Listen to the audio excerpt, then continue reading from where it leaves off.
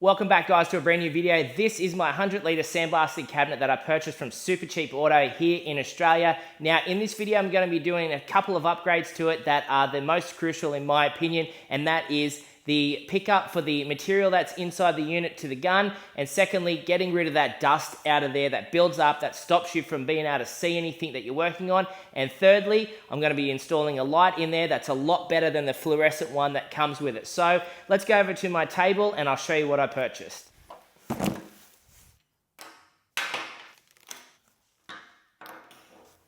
Alright guys, so these are the upgrades that I've purchased. I've got the air pressure regulator there, I've got the ball valve, and then the feed from the base of the unit where the media will run into and then feed out through the gun. I've got an electrical switch and then a really powerful LED light that I'll mount inside the unit. And best of all, I've purchased from the VEVOR website an extraction vacuum that will mount to the side of it that will correct the dust issue that I've got. Now, the reason that I've purchased these things here in front of me are not because I wanted to jump in and just modify the hell out of this unit. It's actually because I've used it and I've realized that everything that anyone is saying on the internet has been true. It is very inefficient at the way that the feed tube picks up into the gun. It creates this well, no matter how much media you've got in there, it creates this well around it and then the air pocket, and it's very inconsistent when it comes out the gun. So the other thing too is getting the right amount of air pressure that is exactly at the unit. So I set it over on the compressor, but with the air pressure drop that happens through the 20 meters of retractable airline, that's so to speak, that I've got, I'm finding that I set it at the regulator on the unit, but then by the time it gets to the machine, it then has plummeted a lot lower, or it's a lot higher than it needs to be, and it's either obliterating the media that's in the sandblasting unit, or the pressure's just not there to pump it through and get the friction that's needed. And the other thing is not being able to see, whether it be because of dust or because the fluorescent light is very dull. The amount of lumens must be very low. And so to correct that, I'm putting a LED light in there, as well as installing the VEVOR vacuum to the side of it. So this has the ability to separate the media that gets sucked up into it, so then you can put it back in the unit and you're not just going to waste it inside your vacuum. Now, I did have my vacuum connected to the side of the sandblasting cabinet, and I can tell you now it did make a massive difference, but because that vacuum's not really designed to continually suck up such very fine particles, it would block the cartridge filter within minutes, and then I would hear the vacuum laboring really hard, and I thought to myself, this thing's going to die really soon if I continue to use it the way I was. So that's why I jumped online and I purchased this, and that's why we're going to do these upgrades in this video today.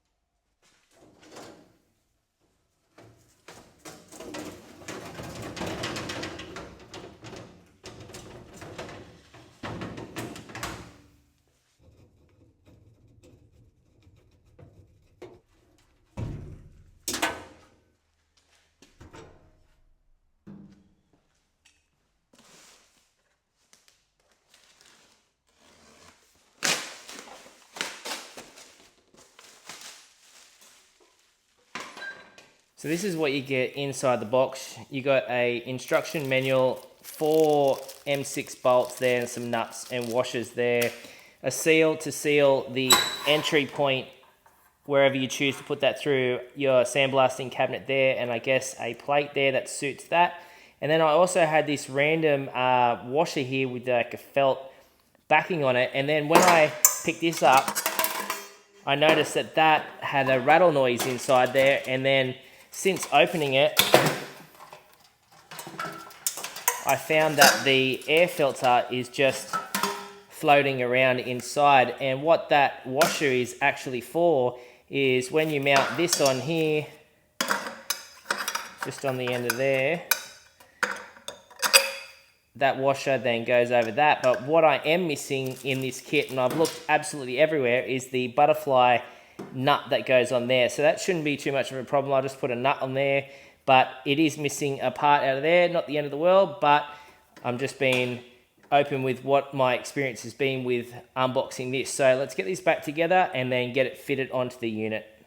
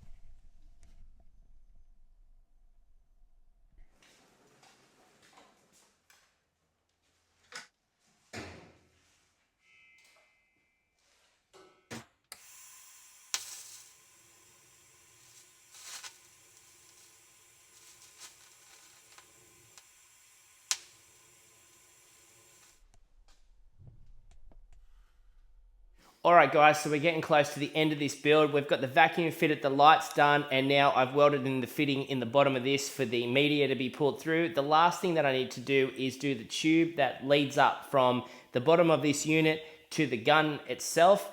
And what I need to do is get this fitting here and this fitting just here. These come together like so. What I need to do is machine this down on the inside there so I can push in a fitting on the end that suits the feed tube that will run up to the gun. So I'm going to take this over to the lathe, machine that center down, and then see if we can get it to fit.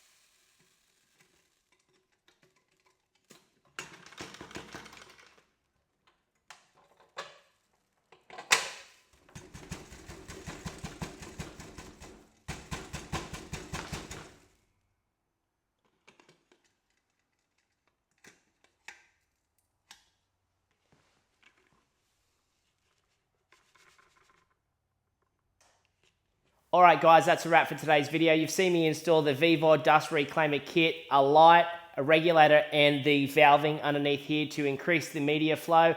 It has made it about an 80% difference in the way that the media is driven through the gun, but the dust reclaimer kit has made a night and day difference. Also the light, also a night and day difference. So thank you so much for sticking around to the end. Remember to like, subscribe, and comment. It helps the channel grow. And until next time, I'll see you in the next one.